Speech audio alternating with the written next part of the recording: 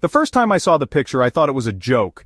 My roommate David was looking for a new place and he showed me this listing online. It was a beautiful old Victorian house on the edge of town with a sprawling lawn and a wraparound porch. The price was so low it was ridiculous.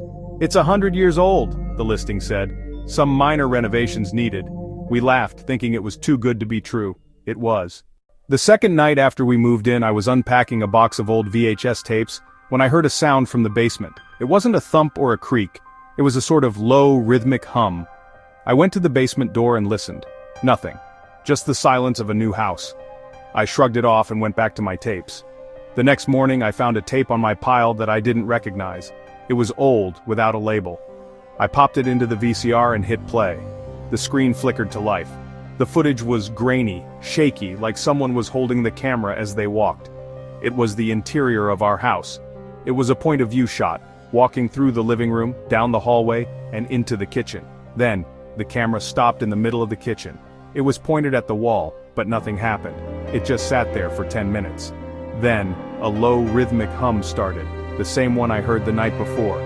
The camera then panned slowly, showing a man standing in the corner of the kitchen, his back to the camera. His shoulders were slumped, his head bowed. The camera got closer, almost to his back. The house, the house, the house. The tape cut to static. I was terrified. I showed David the tape, but he just laughed. "It's an old VHS tape, probably some guy's weird film project," he said. He was right, but that didn't stop the dread from settling in my stomach. Over the next few days, it happened again. Another unmarked tape appeared. This one showed the house from the outside. The camera pointed at a bedroom window. The window of my bedroom. The man was visible in the window. His face pressed against the glass. He wasn't looking at the camera. He was looking at me, or where I would be if I were in the room at that moment. The footage zoomed in on his face. A blank, pale mask with eyes that were nothing but black holes. David started to notice things too. A door that was locked would be ajar. The old grandfather clock in the hallway, which we'd never wound, would chime at odd hours. The final straw was when we found a tape with a close-up of my face, sleeping.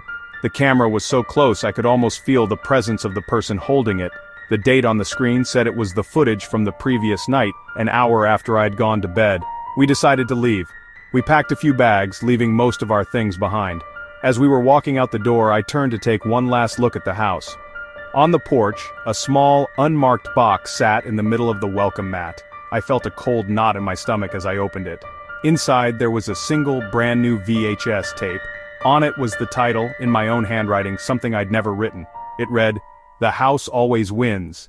We didn't stay to watch it, we ran.